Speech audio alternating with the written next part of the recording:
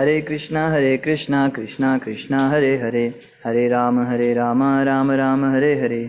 हरे कृष्णा। आप सभी भक्तों का हार्दिक स्वागत है आज की पुरुषोत्तम मास की इस 8वें दिन की कथा में। स्वागतम सुस्वागतम। और हम पढ़ रहे हैं श्रीमद् भागवतम 10वें स्कंद 14वां अध्याय, जो है ब्रह्मा जी के द्वारा भगवान कृष्ण की स्तुति। और यहाँ पे ब्रह्मा जी बड़ी सुंदर सुंदर स्तुतियाँ कर रहे हैं भगवान श्री कृष्ण की। और इसमें जो है पहले भगवान की उन्होंने स्तुति की, उसके बाद में भगवान से प्रार्थनाएं की, और उसके बाद में सुखदेव गोस्वामी परीक्षित महाराज को बताने लगे इस विषय में कि फिर उसके बाद क्या हुआ। फिर ब्रह्मा जी जब चले गए फिर बाद में क्या हुआ। तो परीक्षित महाराज ने कल एक प्रश्न किया था कि ऐसा कैसे हो गया कि जो ब्रिज की गोपियाँ थी वो भगवान कृष्ण से विशेष प्रेम करती थी, अपने पुत्रों से इतना प्रेम नहीं करती थी, लेकिन ऐसा कैसे हो गया कि अचानक से उनमें अपने पुत्रों के प्रति इतना ज़्यादा स्नेह उमड़ गया, इतनी ममता उमड़ गई जो कि भगवान के ही समान थी। तो ये कैसे संभव हो सका। तो उसी के उत्तर में वो बताने लगे सुखदेव गोस्वामी की यूँ तो राजन, संसार में हर व्यक्ति स्वयं से ही सबसे ज़्यादा प्यार करता है, और अगर कोई व्यक्ति कहे भाई मैं तो अपने बच्चों से भी प्यार करता हूँ, अपनी संपत्ति से धन से भी प्यार करता हूँ, तो वो व्यक्ति उन सब से इसीलिए प्यार कर रहा है क्योंकि वो सब उससे जुड़े हुए हैं।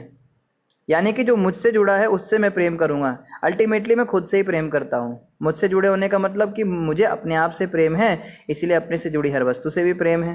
तो बच्चों से, घरवार से जो लोग कहते हैं प्यार करते हैं, हम तो जी खुद से भी इतना नहीं करते, तो ये सब इसीलिए कि हम खुद से सबसे ज़्यादा प्यार करते हैं।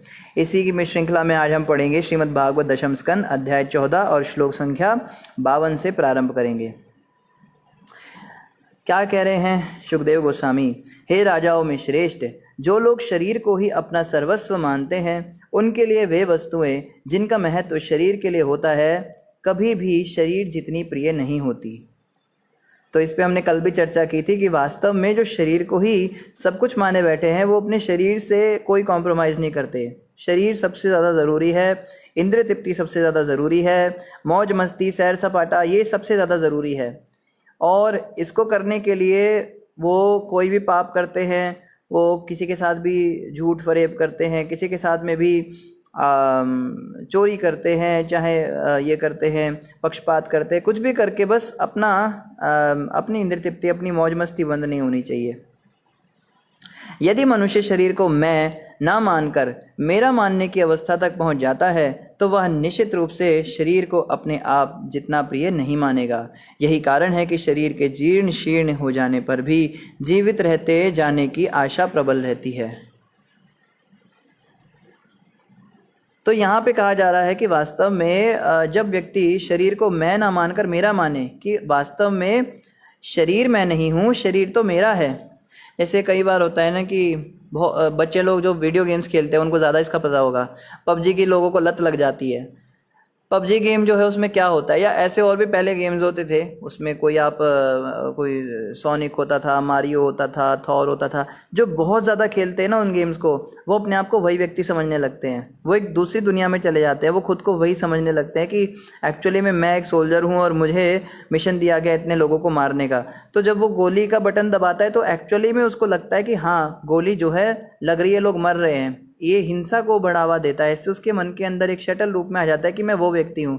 फिर जब वो इस दुनिया में वापस लौटता है तो उसको ड्यूअल पर्सनालिटी का एक रोग लग जाता है। ये जो आजकल के डॉक्टर से बताते हैं, व्यक्ति जो अपने आप को दो दो व्यक्ति समझने लगता है। एक तो जो वीडियो गेम खेलते समय वो अपने आप को समझने लगता है, एक वो समझने लगता है जो वो इंसान अपने असली दुनिया में है।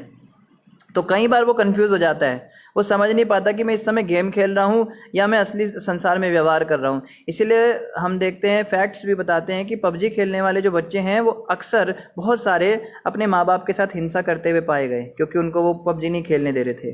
वो माँ बाप को पीट रहे हैं, वीडियोज़ भी दिखाई थी, कोई कुर्सी फेंक के मार रहा है, क्योंकि वो इस बात का वो नहीं चयन नहीं कर पाते कि इस समय मैं वीडियो गेम वाला व्यक्ति हूँ या मैं असली वाला व्यक्ति हूँ। तो वो हिंसा कर बैठते हैं। फिर बाद में जब उनको चोट लग जाती है तो उनको रियलाइज़ होता है कि इनकी बैटरी नहीं कम हुई, एक्चुअली में इनका तो चोट लग गई इनको, क्योंकि गेम में तो बैटरी कम होती है ना उनकी। तो कहने का मतलब ये है कि अपने आप को हम वो व्यक्ति समझने लगते हैं जब हम बहुत ज़्यादा उसके अंदर चले जाते हैं, उस गेम के अंदर चले जाते हैं।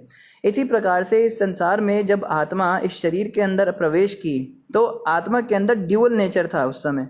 वो कुछ समय आध्यात्मिक चिंतन भी करती थी और कुछ समय शरीर के अपने आप को शरीर भी मानती थी। जब हम शरीर के कार्यकलाप करते थे तो अपने आप को शरीर समझते थे, और जब हम भगवान का भजन पूजन करते थे उस समय पे हमें स्मरण हो आता था कि हम तो आत्मा हैं।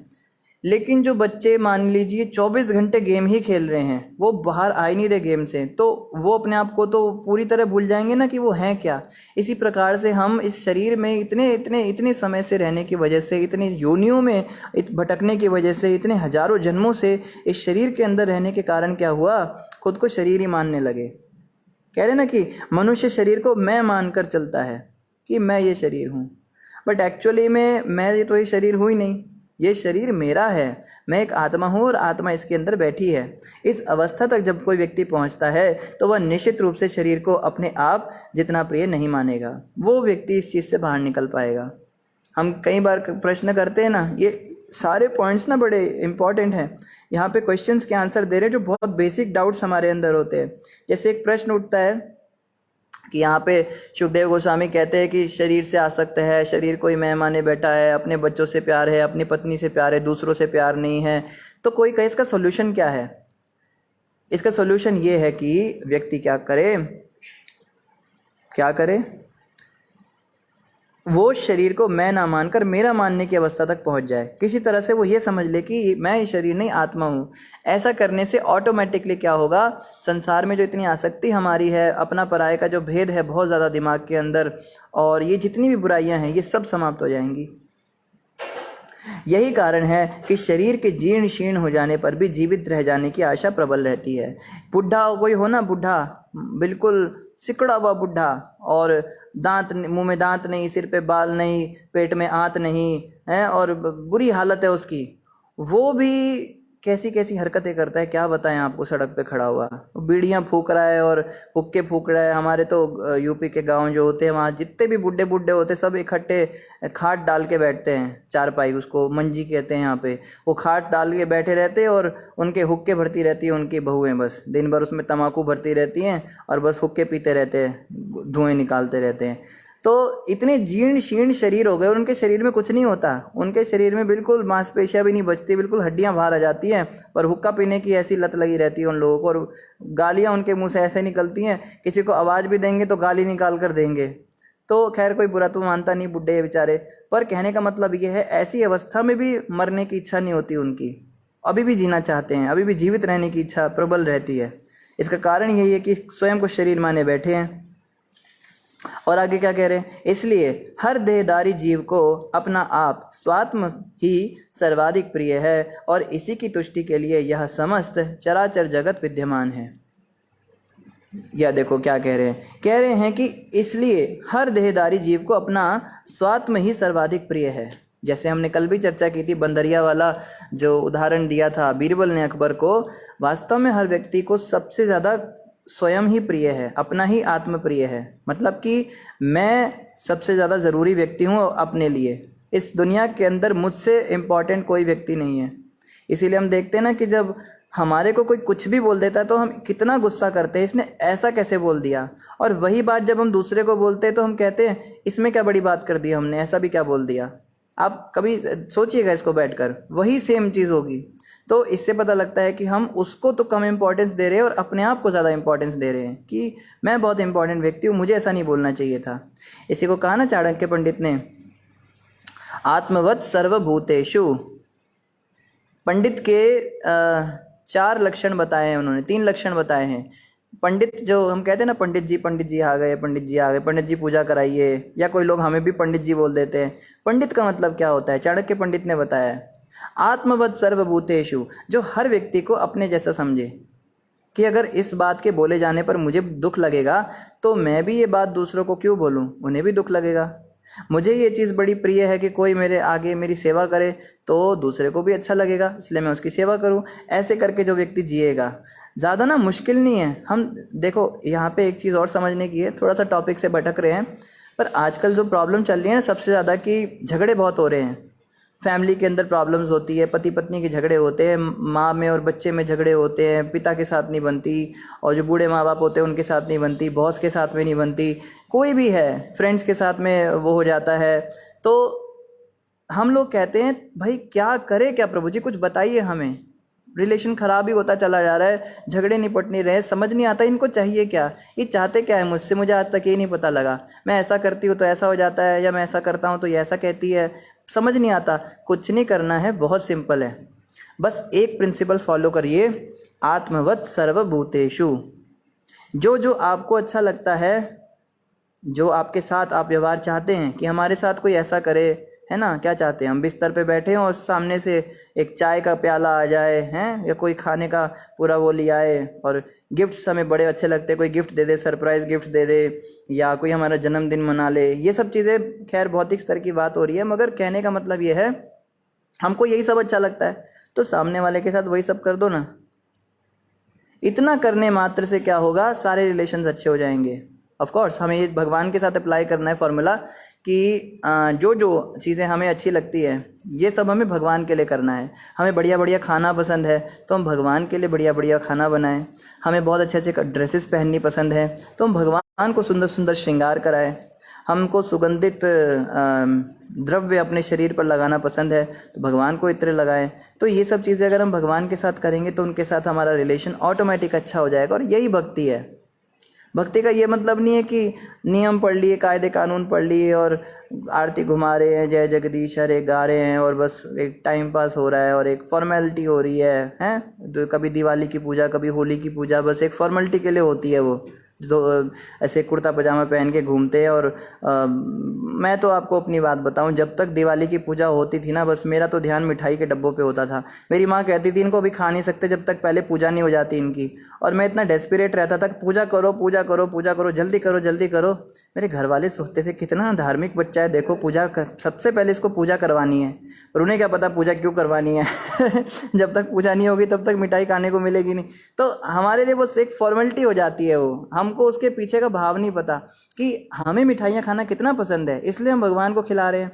तो जब ये भाव अगर हमारे अंदर आ जाएगा, एक गिलास हो सकते हैं, तो जो है यही भक्ति है। और संसार के अंदर भी यही नियम चलता है, जो जो काम हमें पसंद है वही सब काम हम अपने दूसरों के साथ करें। भक्त समाज में भी इसका ध्यान रखें, वैष्णवों के बीच में भी इस बात का ध्यान रखें। जो जो चीज़ें हमें पसंद नहीं हैं वो हम दूसरे के साथ ना करें। इतना करने मात्र से सब सुलझ जाएगा, सारे प्रॉब्लम सुलझ जाएंगे। भक्तों में भी मनमुटाव बहुत ज़्यादा चलते हैं। कारण ये है कि उसने मेरी अपेक्षा पूरी नहीं करी, मेरे साथ ऐसे बात की, मेरे साथ ऐसा कर दिया, लेकिन आपने उनके साथ कैसा किया वो भी तो देखो ना। वो भी यही कहता है इसने मेरे साथ ऐसा कर दिया। तो आत्मवत् सर्वभूतेषु ये पंडित का पहला लक्षण है। जो व्यक्ति पंडित स्वयं को कहलाना चाहता है या स्वयं बनना चाहता है पंडित, तो उसका पहला लक्षण है कि वो दूसरों को वैसा ही व्यवहार करे जैसा स्वयं के साथ वो चाहता है। दूसरा क्या लक्षण बताया? दूसरा बताया परदारेषु मातृवत, पराई स्त्री को माँ के समान देखना है।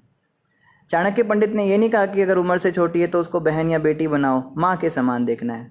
एक बार गुरु महाराज ने हमें पर्सनली कहा था कि तुम जो है हर स्त्री को माँ की भावना से देखना। तो मैं तो मूर्ख था, अभी भी मूर्ख हूँ। मैंने तो मूर्खता में प्रश्न किया, गुरु महाराज जो हमसे उम्र में छोटी है उन्हें हम माँ कैसे समझ सकते हैं? माँ ने कहा तेरे को जन्म देने वाली कौन थी? स्त्री थी। यहाँ तो अगर तू स्त्री से पैदा हुआ है तो सब स्त्री तेरी माँ ही तो हुई। तो मैंने कहा यार एकदम सही लॉजिक है तो कहने की बात यह है कि हर स्त्री को, विशेष रूप से पराई स्त्री को अगर हम माँ के भावना से देखते हैं, अगर ब्रह्मचारी हैं तो हर स्त्री को, और अगर हम गृहस्थ हैं तो अपनी पत्नी को छोड़कर अगर बाकी सभी स्त्री को हम माँ समान देखते हैं। और स्त्रियों के लिए भी यही नियम पालन लागू होता है। अगर हर स्त्री अपने पति को छोड़कर हर पराये पुरुष को पुत्र की भावना से देखती है या पिता की भावना से देखती है तो ये पंडित का दूसरा लक्षण है। फिर तीसरा लक्षण भी बताया। पंडित का तीसरा लक्षण है लोष्टवत पर द्रव्येषु, दूसरे के जो सामान है उसको मिट्टी के समान देखना, कूड़े के समान समझना। जैसे किसी का बहुत कॉस्टली ज्वेलरी है और हमारी आंखें चमक रही है, कि इसको उठा लूं, या किसी की बहुत बड़ी ऐसी गाड़ी है और हमारे मन में आ रहा है इतनी सुंदर गाड़ी इसकी है, इसको थोड़ा ड्राइव करके देख लूं, या किसी के घर में हम बैठे हैं, उसके घर में कुछ रखा है सामान, चोरी करने की भावना आती है तो, या चोरी करने की भी नहीं आती तो इस्तेमाल करने की तो आती है, ज़रा दिखाना मैं भी यूज़ करके देखूँ, ऐसा करते हैं ना। तो चाणक्य पंडित कहते हैं उसको मिट्टी के समान जानो, उसको तो तुम बस मिट्टी का ढेला समझो और कुछ नहीं है वो। तो जो पराये सामान को मिट्टी के समान देखता है, कहने का मतलब वैराग्य जीवन में आता है उसके, बहुत ज़्यादा दूसरे की वस्तु को भोगने की इच्छा नहीं करता, दूसरे की स्त्री को माँ की दृष्टि से देखता है और दूसरे व्यक्ति की भावनाओं को स्वयं की भावनाओं से जोड़कर देखता है, तो सह पंडिता, ऐसा करने वाला व्यक्ति जो है वो पंडित कहलाता है। तो यहाँ पे बात जो चल रही है, यहाँ पे सुखदेव गोस्वामी कह रहे हैं हर व्यक्ति को स्वात्म पसंद है, सबसे ज़्यादा खुद पसंद है, मैं जो हूँ मैं ही सबसे ज़रूरी हूँ अपने लिए। लेकिन पंडित का लक्षण होता है कि वो सबको यही सोच के साथ रखता है कि सब वीआईपी हैं, सब लोग वीआईपी, वो सबके साथ बड़ा अच्छे से ट्रीट करेगा। मैंने गुरु महाराज के अंदर ये चीज़ देखी है। एक छोटा सा भिखारी भी होगा ना, वो भी अगर उनको हरे कृष्णा बोलेगा तो उसको भी पलट के वो हरे कृष्णा कहते हैं बड़े आदर से, क्योंकि उनका भाव यही है कि जब मुझे अच्छा लगता है कि कोई व्यक्ति मुझे आदर सम्मान के साथ हरे कृष्णा बोले तो मेरा भी फ़र्ज़ बनता है मैं भी उसको ऐसे ना बोलो हाँ हाँ हरे कृष्णा ठीक है हाँ चलो आगे चलो, ऐसा नहीं। एक बार क्या हुआ ना, उधमपुर के मंदिर में हम थे तो एक पागल जैसी लड़की थी, ऐसी कुछ रही होगी 16-17 साल की होगी, तो मतलब थोड़ा सा उसका दिमाग कम था, तो अजीब अजीब तरह से बातें करती थी और अजीब तरह की हरकतें करती थी। तो मंदिर में आ गई, गुरु महाराज इधर बैठे हुए थे, तो अब गुरु महाराज के पास आने की ज़िद करने लगी। तो वहाँ पे गुरु महाराज के एक शिष्य खड़े थे, उन्होंने उसको मना कर दिया कि नहीं वहाँ नहीं जाना तुम्हें, पागल लड़की है पता नहीं क्या कर देगी। तो कहने लगी नहीं मुझे गुरुजी से मिलना है, मुझे मिलना है। तो गुरु महाराज कहने लगे आने दो इसको। तो वो उनके पास आई और महाराज ने थोड़ा दूर बिठाया उसको, कहते क्या काम है बता। कहती मुझे माला चाहिए आपसे, मैं भी माला करूँगी, ऐसे ही बोल रही है अपनी धुन में। महाराज जी सच में उसके लिए माला मंगवाई स्पेशल, और उसका नाम पूछा, उसके नाम पूछ के उस माला पे प्रार्थना की और उस पे जप किया, और मतलब पूरे विधि के साथ में जो है करके उसको दी माला, और बोला 16 माला करना तू रोज़, और वो भी हाँ हाँ करके प्रणाम करके चली गई। तो ये नहीं कि ये तो पागल है लड़की, इसको भगाओ, इससे नहीं मिलना हमें। कहने का मतलब क्या है, ये जो है ये व्यवहार होता है, हर किसी को आदर देना, हर किसी को सम्मान देना, ये वैष्णव करते हैं, ये शुद्ध भक्त कर सकते हैं। हमारी स्थिति ये नहीं है, हम तो सोचते हैं ना कि इसकी बेइज्जती कर दूं, इसने बड़ा मेरा दिमाग ख़राब किया हुआ है, या 4 लोगों में कभी हमें मौका मिल जाता है किसी की बेइज्जती करने का तो हम मौके को एकदम चौका मारते हैं, कभी नहीं चूकते। मतलब किसी का कोई पॉइंट मिल जाए ना तो उसको तो कभी चूकते ही नहीं है, गलत पॉइंट हल्का सा पता लगना चाहिए और सारे में फैला देते हैं उसकी बात को, ये हमारी बीमारी है। मगर वैष्णव ऐसे नहीं होते, पंडित ऐसे नहीं होते। और क्या कह रहे हैं, इसी की तुष्टि के लिए यह समस्त चराचर जगत विद्यमान है, केवल और केवल अपने आप को खुश करने के लिए ही ये सारा संसार चल रहा है। आप कहीं भी चले जाओ, कोई कितना भी बड़ा एडवर्टाइजमेंट दे ना कि यहाँ पर आपकी सारी समस्याओं का हल होगा, पर आप जब वहाँ जाएंगे तो पता लगेगा जो हल करने वाला बैठा है सबसे ज़्यादा समस्या उसी के जीवन में है, तो वो भी अपनी समस्याएं हल करने के लिए आपको बुला रहा है, आप उसको पैसे दोगे और उसकी समस्याएं हल होंगी। तो एक्चुअली में जो भी व्यक्ति हमें कहता है मैं आपका बड़ा हितैषी हूँ, बड़ा मित्र हूँ, आपका मैं बड़ा परोपकार करना चाहता हूँ, वास्तव में वो व्यक्ति इस दुनिया के अंदर तो ऐसे लोग एग्जिस्ट करते ही नहीं हैं, ऐसे लोग वैकुंठ में ही मिलेंगे आपको। तो समझ जाना कि वो कहीं ना कहीं तो उसका अपना उल्लू सीधा कर रहा है। कोई भी व्यक्ति इतना निष्काम नहीं है इस दुनिया के अंदर। कोई व्यक्ति अगर हमें जॉब दे रहा है, कह रहा है आपके ऊपर बड़ा उपकार कर रहा हूँ, आपको जॉब दे रहा हूँ, तो हम पे उपकार नहीं कर रहा है, वो उसको हमारी ज़रूरत थी या वो हमारी मजबूरी का फ़ायदा उठा रहा है। तो इस प्रकार से कहने का मतलब है इस संसार के अंदर हर व्यक्ति स्वयं की तुष्टि के लिए लगा हुआ है। जैसे एग्ज़ाम्पल अच्छा नहीं है, पर जैसे कोई पुरुष कहता है किसी स्त्री को कि हम तुम्हें बहुत सुखी रखेंगे, तुम हमसे शादी कर लो, बहुत अच्छे से रहेंगे, ये करेंगे, वो उसके काम की बात कह रहा है, पर वास्तव में वो उसको कोई मतलब नहीं है इसको क्या अच्छा लगेगा।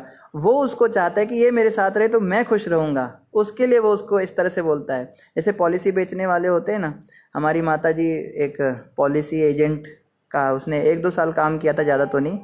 वो मैं छोटा था उस समय, तो वो उसने बोला मेरी माँ ने कि ये भी मेरे साथ रहेगा, बच्चा मेरा छोटा है, तो मुझे भी ले गई अपने सेमिनार में। तो वहाँ सिखा रहे थे उनको पॉलिसी कैसे बेचते हैं, तो हमको थोड़ा थोड़ा याद है। तो वहाँ पे यही सिखा रहे थे, कस्टमर को आपको बिल्कुल लगने नहीं देना कि आपका कुछ फ़ायदा है, उसको ये लगना चाहिए कि केवल उसके फ़ायदे के लिए आप यहाँ बैठे हो, आपने इतना सेटअप लगा रखा है, इतनी बड़ी दुकान खोली है उसकी खुशी के लिए, उसके फ़ायदे के लिए। आपको इस तरह से उससे बात करनी है कि उसको यही लगना चाहिए कि इससे बढ़कर मेरा कोई हितैषी ही नहीं है, मेरे घर परिवार में, संसार में इससे बढ़कर कोई मेरा हित नहीं चाहता। इस प्रकार से वो सिखा रहे थे।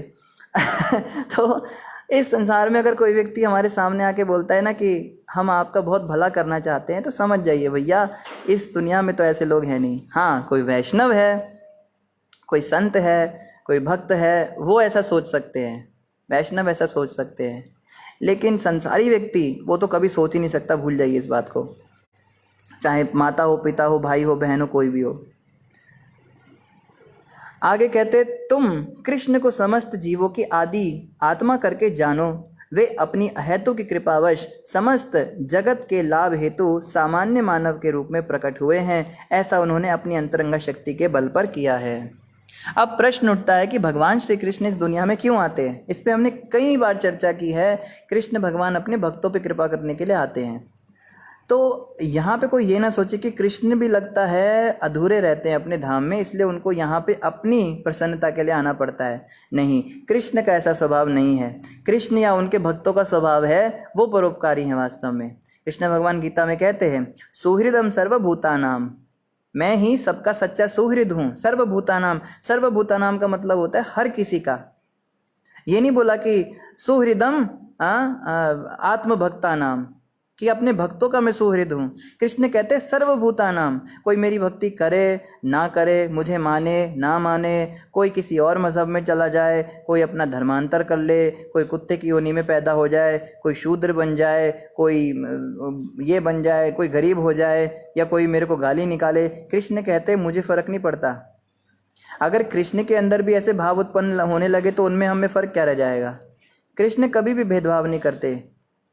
इसलिए कृष्ण ने कहा सुहृदम सर्वभूताना, मैं हर किसी का सच्चा सुहृद हूँ, मैं सबके ऊपर कृपा करने के लिए सोचता हूँ। और ऐसे ही वैष्णव होते हैं, ऐसे ही संत होते हैं। संत भी कभी ये नहीं सोचते कि ये मेरा शिष्य है और ये मेरा चेला है, या ये मेरे लिए अनुकूल है, वो मुझे गाली निकालता है, उसको नहीं, इसको कृपा करूँगा। वो तो सबके ऊपर समान रूप से दयालु होते हैं। संतों के अंदर पक्षपात नहीं होता। तो कोई व्यक्ति सोच सकता है कि कृष्ण तो पक्षपात करते हैं, क्यों? पांडवों का साथ दिया, कौरवों का तो साथ नहीं दिया। प्रश्न है आप सबके लिए, देखते कौन सबसे पहले जवाब देगा। प्रश्न को ध्यान से सुनिए, हम रिपीट नहीं करेंगे। प्रश्न ये है, अगर कृष्ण कहते हैं मैं पक्षपात नहीं करता, मैं सबके प्रति दयालु रहता हूँ, मैं सबका सच्चा सुहृद हूँ, तो कृष्ण ने पांडवों की सहायता क्यों की और कौरवों की सहायता क्यों नहीं करी? क्योंकि पांडव कृष्ण के भक्त थे तो उनको फेवर कर दिया, और कौरव भक्त नहीं थे तो उनको फेवर नहीं किया। तो देखते कौन इसका सही जवाब देंगे।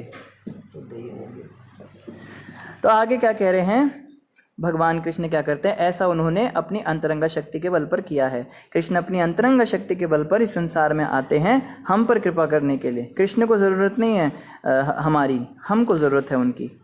इस जगत में जो लोग भगवान कृष्ण को यथा रूप में समझते हैं, वे समस्त चर या अचर वस्तुओं को भगवान के व्यक्त रूप में देखते हैं। ऐसे प्रबुद्ध लोग भगवान कृष्ण से परे अन्य किसी यथार्थ वास्तविकता को नहीं मानते।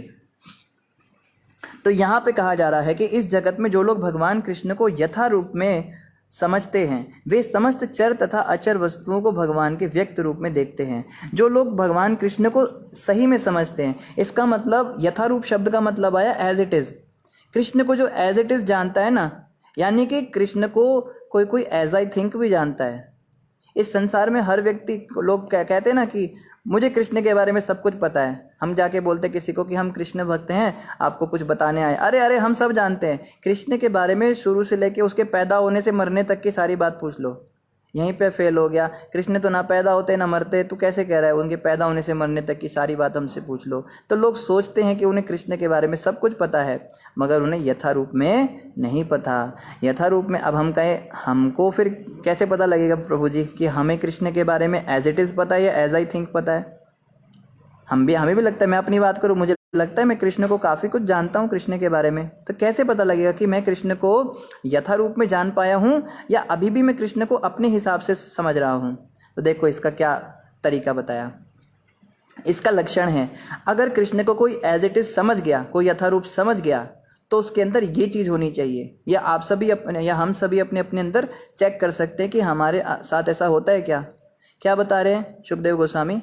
वे समस्त चर तथा अचर वस्तुओं को भगवान के व्यक्त रूप में देखते हैं।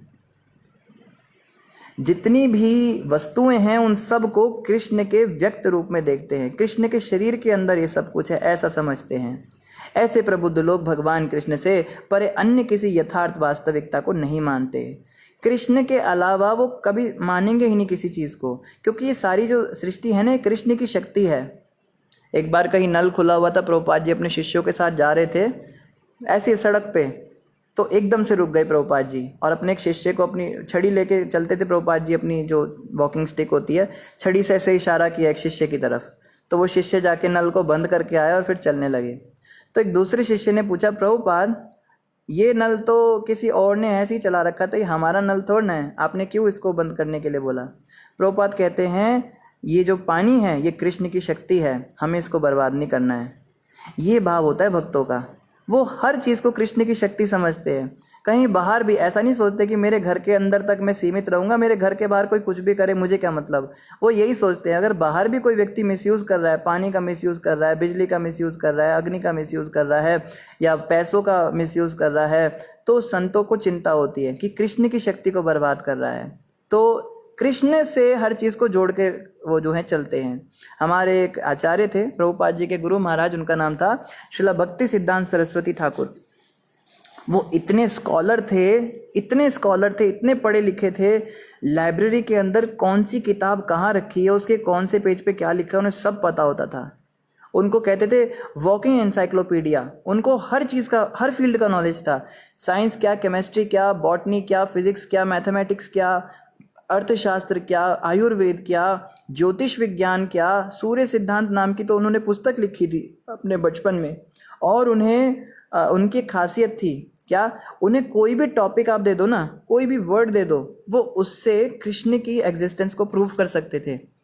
जैसे आप उनको फोटोसिंथेसिस दे दो। फोटोसिंथेसिस एक प्रक्रिया होती है जिसके द्वारा प्लांट्स जो है, पत्ते के अंदर खाना बनता है सूर्य के प्रकाश से। तो उसमें क्लोरोफिल और वो सब ऑक्सीजन और ये सब मिलके उसका खाना बनता है, जाइलम फ्लोएम वगैरह क्या होते हैं। तो भक्ति सिद्धांत सरस्वती ठाकुर उसको पढ़ाते पढ़ाते कृष्ण की एग्जिस्टेंस को प्रूव कर देते थे कि इसके अंदर ये जो क्रिया हो रही है ये कैसे हो रही है, यहाँ पे कृष्ण काम कर रहे हैं। जैसे हमने डाइजेस्टिव सिस्टम का एग्जांपल लिया ना, ये भक्ति सिद्धांत प्रभुपाद जी का एग्जांपल है। या हम वाटर साइकिल का एग्जांपल लेते हैं, बादल कैसे हवा में बनते हैं और कैसे वो वर्षा करते हैं, ये सब उन्हीं का लिया हुआ है, हमने उन्हीं से सीखा है। उनके पास ऐसा टैलेंट था, वो हर चीज़ को कृष्ण से जोड़ सकते थे। तो वास्तव में जो है, जिस व्यक्ति ने यथारूप में कृष्ण को समझा, उसका ये लक्षण है कि वो हर चीज़ को कृष्ण से रिलेट करेगा। लेकिन हमारे साथ ऐसा होता नहीं है, हम हर चीज़ को स्वयं से रिलेट करते हैं। जैसे कोई खाने की वस्तु दिखती है, सबसे पहले क्या दिमाग में आता है? एक तो होता है हम सोचते हैं, नहीं भगवान को पहले भोग लगाएंगे। एक होता है ऑटोमेटिक, स्पॉन्टेनियस, अंदर से सबसे पहले क्या आवाज़ आती है? खा लूँ इसको। मुंह में पानी आने का मतलब ही है कि खाने की इच्छा है, ठीक है ना। या कोई भी जगह सुंदर सी पता लगती है, या उसका फोटो देखते लैंडस्केप का, तो एकदम से मन करता है मैं चला जाऊं, यहाँ पे घूमने चला जाऊं। तो हम हर चीज़ को अभी कृष्ण से रिलेट नहीं कर पाते। इसीलिए हमें यही समझना चाहिए, अभी हम कृष्ण को यथारूप में नहीं जान पाए। हम एज इट इज़ तो नहीं जान पाए, कृष्ण को जानते हैं लेकिन एज इट इज़ नहीं। कृष्ण जैसे हैं वैसे नहीं। हमें अभी पता नहीं कि कृष्ण वास्तव में है कैसे। आगे सुखदेव गोस्वामी क्या कह रहे हैं? प्रकृति का आदि अव्यक्त रूप समस्त भौतिक वस्तुओं का स्रोत है, और यहाँ तक कि इस सूक्ष्म प्रकृति के स्रोत तो भगवान कृष्ण हैं। तो भला उनसे पृथक किसको कहाँ जा सकता है? तो आप कोई व्यक्ति प्रश्न कर सकता है सुखदेव गोस्वामी से कि आप जो ये बात कह रहे हो कि हर चीज़ कृष्ण से रिलेटेड है, कृष्ण दिखते तो नहीं है ना हर चीज़ के अंदर। अब अगर टेबल के अंदर, चेयर के अंदर, पौधे के अंदर हर जगह कृष्ण का कुछ सिंबल हो, कुछ मतलब वैज्ञानिक इस बात को नहीं मानेंगे। आप साइंटिस्ट को बोलोगे कि हर चीज़ कृष्ण से आई है, तो वो कहेंगे इसका प्रूफ क्या है? हमें कोई सिम्टम दिखाओ, हमें कोई प्रूफ दिखाओ, कोई निशान दिखाओ कि उस निशाने से हम समझे कि ये कृष्ण की शक्ति है। तो ये तो हम दिखा नहीं सकते। तो वैज्ञानिक ऐसा दावा कर सकते सुखदेव गोस्वामी से। मान लीजिए अगर सुखदेव गोस्वामी जो भागवत क्लास कर रहे हैं परीक्षित महाराज के पास, तो वहाँ पे कोई नासा के साइंटिस्ट की टीम पहुँच जाए, तो वो लोग यही क्वेश्चन करेंगे कि sir I have a question. तो सुखदेव गोस्वामी कहेंगे क्या क्वेश्चन है, कि हम कृष्ण को कैसे माने, आप प्रूफ दीजिए हमें। देखो क्या प्रूफ दे रहे हैं। प्रकृति का आदि अव्यक्त रूप समस्त भौतिक वस्तुओं का स्रोत है। ये जितनी भी भौतिक वस्तुएं हैं ये सब प्रकृति से उत्पन्न हैं। इस लॉजिक को तो मानना पड़ेगा ना साइंटिस्ट को। साइंटिस्ट मानते हैं कि नेचर से एक्चुअली ये सब आया है। पेड़ों को कोई साइंटिस्ट तो जाके लगाता नहीं है, पेड़ कोई काट के और सुंदर सी नक्काशी करके उसको बनाए। ये जितने सुंदर सुंदर फूल हैं उसमें कोई जाके साइंटिस्ट तो उसको अपने कलर का बॉक्स लेके तो हर एक को पेंट नहीं करता, पीला नीला लाल रंग का पेंट करे। तितलियों के पंखों को तो कलर नहीं करता। तो अगर आपने नहीं किया है इसका मतलब नेचर ने किया है। इस बात को साइंटिस्ट मानते हैं। हाँ सही बात है, प्रकृति ही कारण है इस सुंदरता का जो वसुंधरा में है। ठीक है, ये पहली बात। और यहाँ तक कि इस सूक्ष्म प्रकृति के स्रोत तो भगवान कृष्ण है। अब प्रकृति के भी आप पीछे जाइए तो प्रकृति कहाँ से आई है, प्रश्न उठता है। प्रकृति का मतलब होता है नेचर। नेचर किसी व्यक्ति की होती है हैं। जैसे मेरा नेचर बड़ा अच्छा है, उसका नेचर बड़ा गंदा है। आप तो मेरा नेचर जानते ही हैं। हम कहते हैं ना मेरा नेचर उसका नेचर। नेचर किसी व्यक्ति का होता है। प्रश्न उठता है ये नेचर किस व्यक्ति की है, ये प्रकृति किस पुरुष की है। किसी पुरुष की प्रकृति होती है ना, तो उसके जो स्रोत है वो कृष्ण है। ऐसा सुखदेव गोस्वामी बोलेंगे। साइंटिस्ट कहेंगे हम नहीं मानते। तो सुखदेव गोस्वामी कहेंगे अगर तुम नहीं मानते तो फिर तुम बताओ तुम क्या मानते हो। साइंटिस्ट कहेंगे हमें इसके बारे में पता नहीं। जब तुम्हें कुछ पता नहीं तो जो मैं बता रहा हूँ तुमको वही मानना पड़ेगा। ये एक लॉ है, साइंस में लॉ चलता है कि अगर आपके पास कोई ऑल्टरनेटिव थ्योरी नहीं है उस थ्योरी को गलत प्रूफ करने की, तो आपको उसकी थीसिस को ही थ्योरी मानना पड़ेगा। एक थीसिस होती है, एक थ्योरी होती है। थीसिस मतलब कुछ भी बोल दो कि मुझे लगता है कि सारी दुनिया जो है वो एक बिग बैंग से आई है, एक धमाका हुआ और दुनिया आ गई। इसके पीछे कोई एविडेंस नहीं, कोई लॉजिक नहीं, कुछ नहीं देना आपको। इसको थीसिस कहते हैं। ये कोई भी कुछ भी बोल सकता है। लेकिन थीसिस का खंडन करना है। अगर कोई व्यक्ति कहे कि ये गलत बात कर रहा है तो उसको बोला जाएगा तुम्हारा क्या थीसिस है, तुम बताओ। तो कहेगा कि मुझे ऐसा लगता है, ऐसा है, वैसा है, वैसा है। अगर उसका लॉजिक इससे ज़्यादा अच्छा हुआ तो उसको मान लेते हैं। तो सुखदेव गोस्वामी कहेंगे कि देखो मेरे पास लॉजिक है कृष्ण की प्रकृति होने का। मैं भगवत गीता से बहुत सारे श्लोक कोट कर सकता हूँ आपको और लॉजिक के साथ प्रूव कर सकता हूँ। तो साइंटिस्ट कहेंगे कि हमारे पास तो कोई लॉजिक नहीं, इसलिए हमको मानना पड़ेगा। तो एक्चुअली में कृष्ण की प्रकृति है और कृष्ण से ही सब वस्तुएं आई हैं। तो भला उनसे पृथक किसको कहा जा सकता है? कृष्ण से अलग वस्तु को कैसे आप कह सकते हो? जब कृष्ण से प्रकृति आई, प्रकृति से वस्तुएं आई, तो आप कैसे कह सकते हो कि प्रकृति जो ये जो वस्तुएं हैं इसमें हम कृष्ण को नहीं मानते, इसमें निशानियाँ दिखाओ कृष्ण की। तो ये लॉजिक दिया सुखदेव गोस्वामी ने।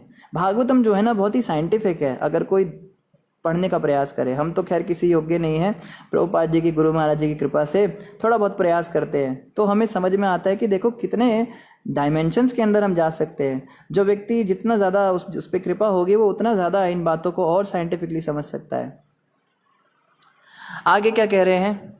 आगे कह रहे हैं दृश्यमान जगत के आश्रय एवं मुर राक्षस के शत्रु मुरारी के नाम से प्रसिद्ध भगवान के चरण कमल रूपी नाव को जिन्होंने स्वीकार किया है उनके लिए यह भवसागर बछड़े के खुर चिन्ह में भरे जल के समान है। उनका लक्ष्य परम पदम अर्थात वैकुंठ होता है और जहाँ भौतिक विपदाओं का नामो निशान नहीं होता, ना ही पग पग पर कोई संकट होता है। तो बहुत ही सुंदर बात कही है। कई लोग कहते हैं ना कि प्रभु जी भक्ति में तो आ गए लेकिन हमें ना कुछ लग नहीं रहा है कि हम पे कुछ कृपा हो रही है भगवान की। कई लोग कहते हैं लक्षण क्या है भगवान की कृपा का? सींग तो उग नहीं जाते। ऐसे आपके सामने अगर दो लोगों को खड़ा कर दिया जाए, ठीक है, एक भक्त है और एक अभक्त है, और दोनों को बिल्कुल सेम कपड़े आप पहना दो, सेम कपड़े हैं, सेम हेयर स्टाइल है, सब कुछ सेम है और मतलब देखने में भी लगभग एक जैसी हैं, तो आप कैसे पता लगाओगे कि ये भक्त है और ये अभक्त है? तो फिजिकल अपीयरेंस से हम नहीं पता लगा सकते। हमारे शरीर के अंदर कोई चेंजेस नहीं आते। भक्ति करने से कोई गोरा नहीं हो जाता, भक्ति करने से कोई लंबा नहीं हो जाता, भक्ति करने से कोई उसके सींग नहीं उग जाते या पूंछ नहीं निकल जाती। पता कैसे चले कि हम भक्ति कर रहे हैं? तो हमारे ऊपर अंतर पड़ रहा है इसका। भक्ति करने से वास्तव में कुछ हो रहा है। कई बार हमें डाउट आ जाता है। मन तो मन है ना, मलिन मन क्या कहता है? इतने साल तुझे माला करते हो गए, क्या फ़र्क हुआ? देख वो तेरा दोस्त है, वो तो माला नहीं करता, वो तो इतना बढ़िया बढ़िया उसका सब चल रहा है काम, तेरे को इतनी विपदाएं आ रही हैं, तेरे पे हमेशा पर प्रॉब्लम रहती है, भक्ति करके क्या मिला तेरे को? तूने इतना नाम जपा भगवान का, फिर भी तेरे घर में तेरे बाप को कोरोना वायरस हो गया, तेरे बगल वाले तो नाम भी नहीं जपते, उनके घर में तो किसी को नहीं हुआ। तो मलिन मन इस तरह के प्रश्न करता है कई बार। तो उस मन को समझाने के लिए क्या यहाँ पे उत्तर दिया जा रहा है? सुखदेव गोस्वामी कह रहे हैं, जो व्यक्ति भक्त नहीं है उसके लिए जो संसार है ये एक बहुत बड़े विशाल समुंदर के समान है। समुंदर को तैर के पार करना है। मान लो जो कृष्ण की भक्ति नहीं करता ना, उसको ये समुंदर तैर के पार करना है। और सभी जानते कोई कितना भी बड़े से बड़ा तैराक हो, समुंदर कोई तैर के पार नहीं कर सकता। आधा एक घंटा स्विमिंग करके उसकी भी जान चली जाएगी, वो भी डूब जाएगा उसके अंदर। लेकिन जो भक्त होता है कृष्ण का, उसके लिए भवसागर इतना बड़ा हो जाता है। पता है कितना बड़ा हो जाता है? जितना गाय का जो बछड़ा है ना, उसके खुर से जो निशान बनता है जमीन में, उसमें अगर आप पानी भर दो, इतना बड़ा हो जाता है। अब उसको पार करने के लिए कोई मेहनत लगेगी क्या? ट्रेनिंग लेनी पड़ेगी तैरने की, कि जरा मैं स्विमिंग सीख के आता हूँ, ये जो गाय का बछड़ा का खुर है, इसमें जो पानी भरा हुआ है, इसका जो निशान जमीन पे पड़ा है, इसमें मैं तैरूंगा। अरे उसके ऊपर से तो बच्चा भी टाप के निकल जाएगा। तो कहने का अर्थ है कि भक्ति करने से भगवान के पास जाना हमारे लिए आसान हो जाता है। इस दुनिया के अंदर जो समस्याएं हैं वो तो बनी रहेंगी। ये नहीं सोचना चाहिए कि भक्ति करूँगा तो सागर ही गायब हो जाएगा। गायब नहीं होगा, छोटा जरूर हो जाएगा। और कोई व्यक्ति कहे कि हम तो इतने सालों से भक्ति कर रहे हैं, हमारे साथ तो कुछ अच्छा हो नहीं रहा, हमने बस एक ही चीज़ मांगी थी भगवान से, वो भी आज तक मिली नहीं हमको, और देखो वो हमारे अभक्त परिवार वाले सारे गंदे काम उन्होंने करने, मुर्गे उन्होंने मरोड़ने, अंडे उन्होंने तोड़ने, और शराब की बोतलें उन्होंने रोज़ रात को खोलनी, सारे गलत काम करने, उसके बाद भी उनके काम बन रहे हैं। तो इसका उत्तर यही है कि कर्मों का सिद्धांत यहाँ पे लागू होता है। उनके जो कर्म हैं, अच्छे कर्म जो उन्होंने किए हैं, वो फलित हो रहे हैं आज। लेकिन अब जो वो बुरे कर्म कर रहे हैं, इसके कारण उनका फ्यूचर खराब हो रहा है, कल को उन्हें सब भुगतना पड़ेगा। और आप जो हैं, आपके जो पिछले बुरे कर्म हैं वो फलीभूत हो रहे हैं, अभी बुरे कर्म सामने आ रहे हैं, लेकिन भगवान की भक्ति के प्रभाव से बहुत कम होके आ रहे हैं। जहाँ पे पैर कटना था वहाँ पे कांटा चुभ रहा है आपको। लेकिन हमें पता नहीं होती ना ये बातें। हमें अगर हमें पता लग जाए कि हमारे साथ ऐसा होना था और ऐसा हुआ है तो हमें समझ में आए, पर हमें तो पता नहीं होता क्या कर्म हमने किए हैं, क्या हमारे साथ होना था और क्या हो रहा है, इसलिए हम समझ नहीं पाते इन बातों को। तो भगवान की भक्ति से क्या होता है कि जो बुरे कर्म हमारे आ रहे हैं बहुत कम होके आ रहे हैं, और अच्छा समय भी आएगा। अब जब हम अच्छे काम करेंगे तो इसका अच्छा फल भी मिलेगा आगे चल के, इसको समझना है। तो ये नहीं सोचना चाहिए कि वो तो गलत काम करके भी मजे कर रहा है, मैं भी गलत काम करूं। अरे गलत काम करके आज मजे कर रहा है, पहले का रिजल्ट उसको मिल रहा है, लेकिन अब जो गलत काम करेगा उसका तो फल आगे गलत ही होगा ना। तो आपके ऊपर अगर बुरे कर्मों का प्रभाव अगर आ रहा है तो आगे के लिए बुरे ना करो। बस अभी भक्ति में लगे तो भक्ति में लगे रहो, अब छोड़ना नहीं। कुछ भी हो जाए, कितने भी बुरे से बुरे दिन आ जाए, कितना भी दुख आ जाए, दरिद्री आ जाए, आदि व्याधि उपाधि आ जाए, कोई बीमारी आ जाए, स्ट्रेस आ जाए, टेंशन आ जाए, या कुछ भी हो जाए, परिवार के अंदर झगड़े हो जाए और मन मुटाव हो जाए, शरीर के अंदर भी कोई समस्या हो जाए, कुछ भी हो जाए, भक्ति नहीं छोड़नी। क्योंकि भक्ति छोड़ेंगे तो फिर आगे और ज़्यादा होगा। भक्ति करने से क्या होगा, पहले के जो कर्म है वो भी कम होंगे और आगे का भी फ्यूचर अच्छा होगा, ये सोचना चाहिए। तो आगे क्या कह रहे हैं, उनका लक्ष्य जो है वो तो वैकुंठ होता है। जो भक्त होते हैं वो तो वैकुंठ के में जाना चाहते हैं ना। और वैकुंठ में क्या है, जहाँ पे विपदाओं का नामो निशान नहीं होता, पग पग पर कोई संकट नहीं होता। तो वैकुंठ में जो है कोई विपदा नहीं होती, कोई परेशानी नहीं होती। लेकिन इस संसार में ये कुंठा जगत है, यहाँ पे केवल परेशानियाँ हैं।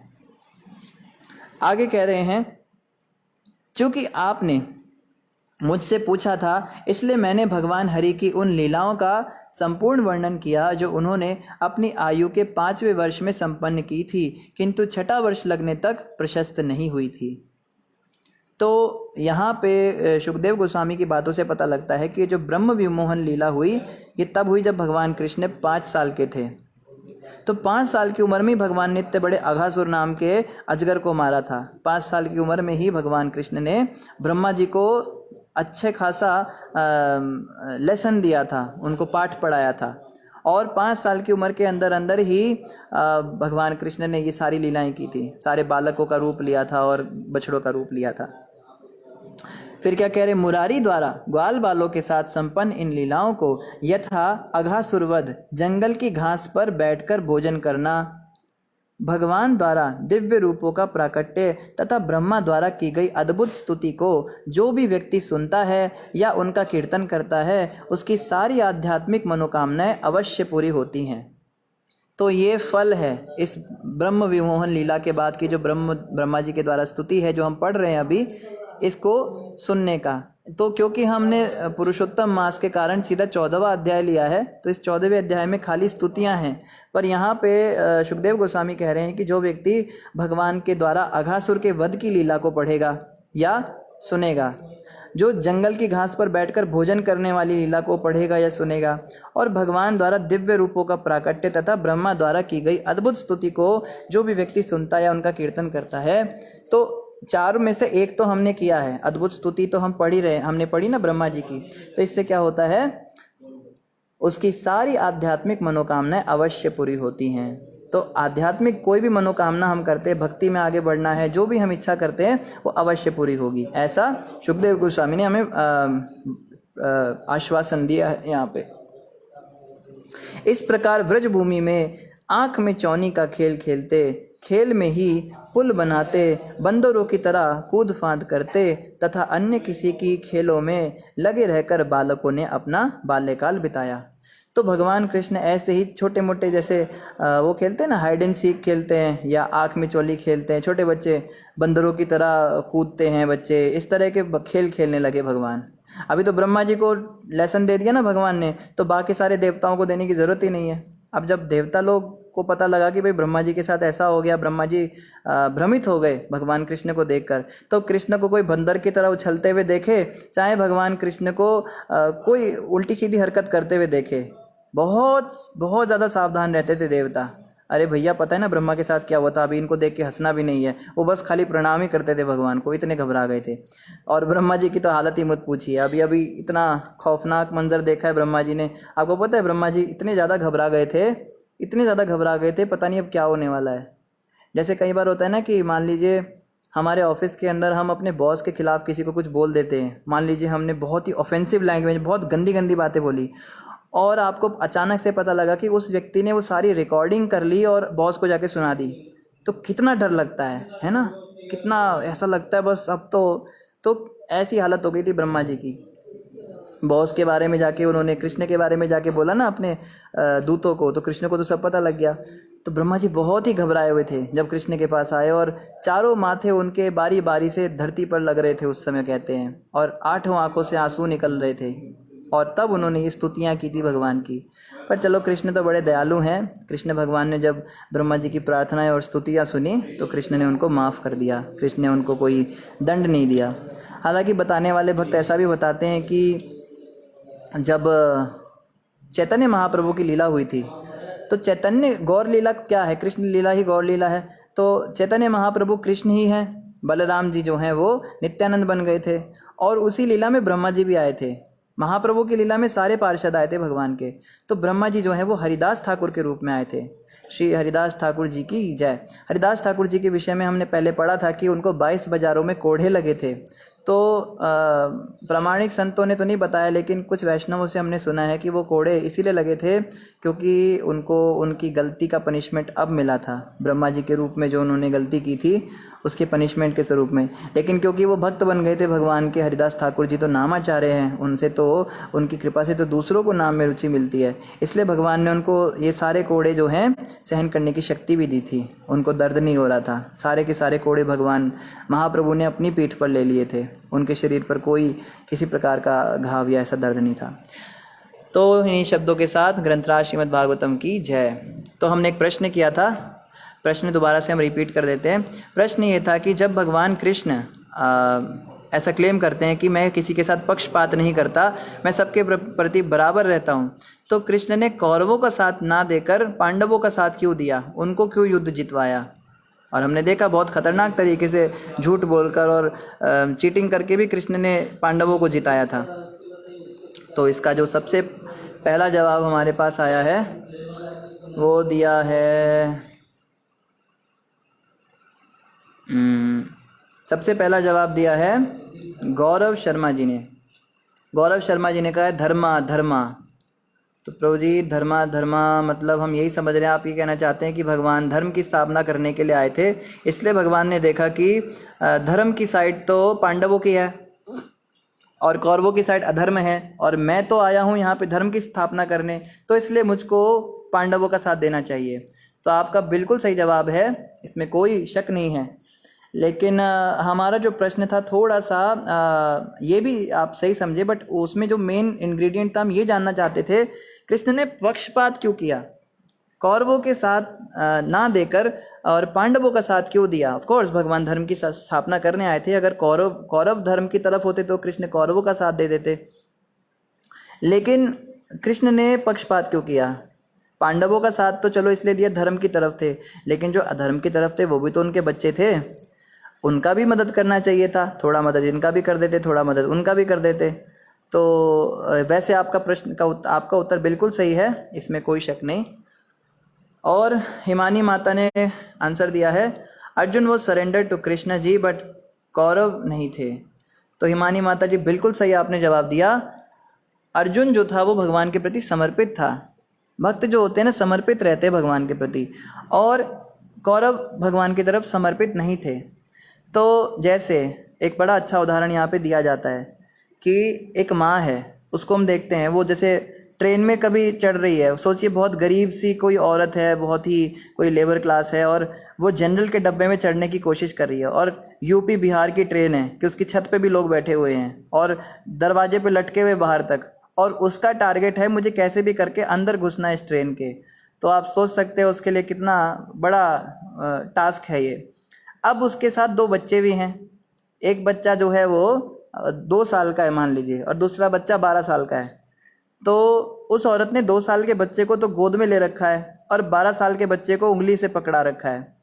तो जो 2 साल का बच्चा है उसको कोई टेंशन है क्या, माँ कैसे घुसेगी, कहाँ जाएगी, पता नहीं क्या होगा, वो मस्त आराम से अपना लेटा हुआ, माँ देखेगी क्या करना है, उसको कोई मतलब ही नहीं, क्योंकि उसका समर्पण है माँ के प्रति, वो समर्पित है। वो अगर माँ उसको छोड़ देगी तो वो कुछ कर ही नहीं सकता, वो बिल्कुल असहाय है। मतलब कहते हैं ना भगवान उसके होते हैं जिसका कोई नहीं होता, तो उस बच्चे का कोई भी सहारा नहीं है इस समय, वो बच्चा कुछ नहीं कर सकता, तो वो माँ के प्रति पूर्ण आश्रित है। तो इसलिए माँ उसको गोद में रखती है, बिल्कुल टाइट पकड़ के रखती है, कुछ भी बच्चे को होना नहीं चाहिए। लेकिन जो 12 साल का बच्चा है ना, समर्पण तो उसका भी है, लेकिन उसके साथ केवल हाथ पकड़ के रखती है। उसको थोड़ी सी प्रॉब्लम होगी, उसको थोड़ा झेलना पड़ेगा, किसी के पैर के नीचे आएगा, किसी की कमर के बीच में आएगा, किसी के पेट से टकराएगा, उस बच्चे को थोड़ी सी मेहनत होगी, क्योंकि उसका समर्पण कम है। अगर माँ उसको गोद में नहीं भी लेगी तो भी उसका काम चल जाएगा। तो अर्जुन ने कृष्ण के प्रति ऐसा समर्पण किया था। अर्जुन ने कहा था कृष्ण अगर आप मेरे जीवन में नहीं हो तो मैं कुछ भी नहीं कर सकता, मैं तो पूरी तरह से असहाय हूँ। लेकिन कौरव जो थे वो कहते थे कृष्ण अगर होंगे तो भी ठीक, नहीं होंगे तो भी ठीक, हमारे पास तो चतुरंगिनी सेना है, हमारे पास तो भीष्म है, द्रोण है। हम पढ़ सकते हैं भगवत गीता का जो पहला चैप्टर है, उसमें वो आके कहता है ये जो है दुर्योधन कि भीष्म पितामह देखिए हमारे पास ये है, हमारी सेना में वो है, इस तरह की बातें वो बोल रहा है। तो उसका समर्पण नहीं था। इसलिए माँ की नज़र में दोनों बच्चों में कोई डिफरेंस नहीं है। कोई ये नहीं कह सकता कि माँ छोटे बच्चे से ज़्यादा प्यार करती है। दुनिया की कोई भी माँ हो वो अपने सारे बच्चों से हमेशा, उसके कितने भी बच्चे हो जाएं, सबसे समान प्यार करती है। लेकिन समर्पण की बात है, जो बच्चा ज़्यादा आश्रित है उसका ध्यान ज़्यादा रखना पड़ता है। बिल्कुल आपने बहुत अच्छा जवाब दिया हिमानी माता जी। कविता माता कह रही है धर्म की रक्षा करने के लिए। कविता माता ने भी वही जवाब दिया जो हमें गौरव जी ने दिया था। बिल्कुल सही जवाब है आपका भी। धर्म की स्थापना करने के लिए, धर्म की रक्षा करने के लिए भगवान कृष्ण ने पांडवों का साथ दिया, क्योंकि पांडव धर्म की तरफ थे। पांडवों ने कभी भी अधर्म को स्वीकार नहीं किया। इससे हमें पता लगता है कि अगर हम धर्म की तरफ हैं तो कृष्ण जो पक्षपाती नहीं हैं वो पक्षपात कर भी सकते हैं, क्योंकि धर्म की भगवान हमेशा साथ देते हैं, अधर्म का कभी साथ नहीं देते। और आगे अशोक जी ने जवाब दिया है उनको धर्म की स्थापना करनी है, कौरव को या Pandav doesn't matter to him. बिल्कुल सही जवाब प्रो जी, वही वाला जवाब आपने भी दिया। शिवांगी माता ने जवाब दिया भगवान कृष्ण किसी के प्रति पार्शियल नहीं हैं, तब ही उन्होंने पांडव कौरव दोनों को ऑप्शन दिया था कि आपको या मैं या मेरी सेना मिलेगी, पर सिर्फ अर्जुन ने कृष्ण को मांगा, दुर्योधन ने नहीं। शिवांगी माता, this was the perfect answer जो हम सुनना चाहते थे। बाकी सबका भी आंसर नो डाउट बिल्कुल सही है, बट ये आंसर हम सुनना चाहते थे कि कृष्ण ने तो कभी पार्शियलिटी की ही नहीं, दोनों को खुश किया। अब अर्जुन ने और दुर्योधन दोनों के सामने कृष्ण भगवान ने रखा था ना ऑप्शन, एक तरफ मैं हूँ निहत्था, मैं युद्ध नहीं करूंगा, और एक तरफ मेरी पूरी सेना है। बताइए किसको चाहते हैं? अर्जुन ने कहा कृष्ण मैं आपको चाहता हूँ, दुर्योधन ने कहा मुझे सेना चाहिए। तो भगवान ने दोनों पे समान भाव से कृपा की। जिसको कृष्ण चाहिए थे उसके साथ कृष्ण चले गए, जिसको सेना चाहिए थी उसको सेना दे दी। तो पक्षपात की तो बात ही नहीं आई। अब दुर्योधन ने अगर कृष्ण को मांगा होता उस समय पर, तो कृष्ण उसके साथ देते, उस समय कृष्ण उसके आर्मी में चले जाते, उसकी साइड चले जाते। पर कृष्ण ने ये नहीं कहा कि मैं तुम दोनों को ऑप्शन नहीं दूंगा, तू धर्म की तरफ है, तू अधर्म की तरफ है, तू मेरा भक्त नहीं है, तू मेरा भक्त है, तो जो मेरा भक्त है मैं उसी का साथ दूंगा, दुर्योधन तेरे पास कोई ऑप्शन नहीं है। लेकिन कृष्ण ने तो ऐसा नहीं कहा। कृष्ण ने कहा तेरे पास भी ऑप्शन है, अगर दुर्योधन तू भी मुझे मांग लेना, तेरे जैसा अभक्त बदतमीज लड़का जिसने मेरे साथ इतना ऑफेंस किया है। कृष्ण को उसने पता है क्या बोला था? पकड़ो इस ग्वाले को, ये बड़ा बनता है। कृष्ण शांति दूत बनकर आए थे एक बार। इतना सब कुछ करने के बाद भी कृष्ण ने दुर्योधन को पहले मौका दिया कि तुम बताओ दुर्योधन तुम्हें क्या चाहिए। उस मूर्ख ने कृष्ण को मांगा नहीं, तो कृष्ण क्या कर सकते हैं? तो बिल्कुल आपने सही जवाब दिया। जो चाहता था उसको वो दिया कृष्ण ने। कृष्ण ने तो अपनी तरफ से थोड़ा ना कोई चूज किया था कि मैं अर्जुन के साथ लड़ूंगा। कृष्ण को तो खुद ही अर्जुन ने चूज किया था कि कृष्ण आप मेरे साथ रहिए। आगे माता कहती है भगवान कृपा सब पर इक्वली करते हैं, परंतु कोई उस कृपा को लेते हैं, कोई नहीं लेते हैं। ये भी बात सही है माता आपकी। कृष्ण तो ऑप्शन हमारे सामने भी रखते हैं। देखो हम सबके ऊपर ऑप्शन हम सबके पास रहता है। हम मंदिर जा सकते हैं, नहीं भी जा सकते हैं, बहाने बना सकते हैं। हम घर पे बैठ के 16 माला कर भी सकते हैं और हम बहाने भी बना सकते हैं। हमारे पास बहुत सारे बहाने होते हैं। हम ना 2 घंटे तक बहाना दे सकते हैं कि हम जप नहीं कर सकते 15 मिनट के लिए भी। मतलब 15 मिनट हम जप में नहीं बैठ सकते, इस बात को समझाने के लिए हम 2 घंटे तक भाषण दे देंगे। ये हमारी स्थिति है।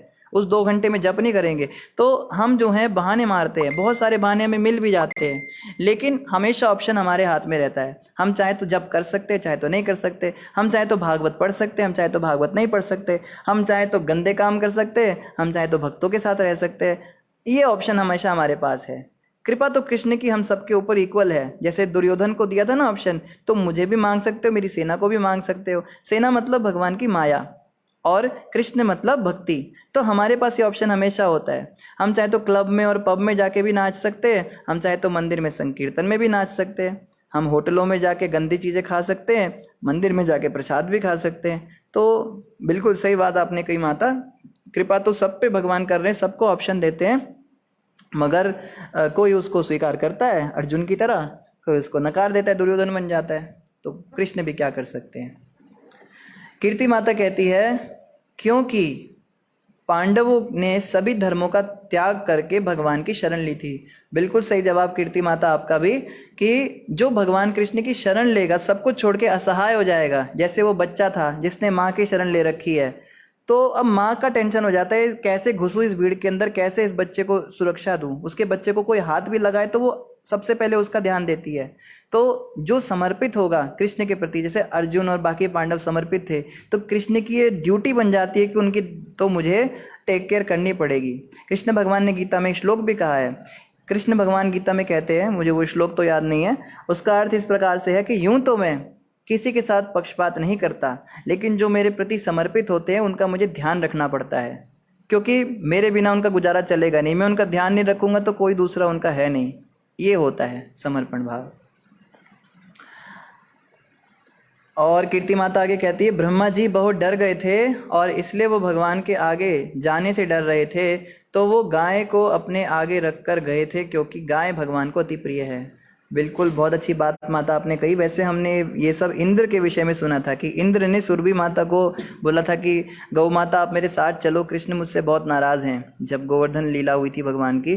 तो ब्रह्मा जी के विषय में हमने सुना नहीं, पर आप अगर बता रहे हैं तो बिल्कुल ऐसा हुआ होगा। एकता माता ने भी सबसे लास्ट जवाब दिया है। माता कहती है पांडव सच्चे थे और कृष्ण सच का साथ देते हैं। ये भी बात आपकी बिल्कुल सही है कि कृष्ण तो सच का साथ देते हैं, कृष्ण झूठ का साथ कभी देते नहीं हैं। लेकिन कृष्ण झूठ का साथ दे भी सकते थे। बोला था ना कौरव को, इसको दुर्योधन को, तू चाहे तो मैं तेरा साथ दे सकता हूँ। पर झूठ ऐसा होता है, ऐसा मूर्ख होता है झूठा व्यक्ति, वो स्वयं से ही कृष्ण को छोड़ देता है। कृष्ण क्या उसका साथ ना देंगे, वो खुद ही कृष्ण का साथ चाहता नहीं है, इसलिए कृष्ण उसका साथ नहीं देते। तो समय लगभग पूरा हो गया है, आज अष्टकम रह गया हमारा। तो कल हम कंटिन्यू करेंगे अपने शचीसुताष्टकम को। इन्हीं शब्दों के साथ आप सभी का धन्यवाद। हरे कृष्णा।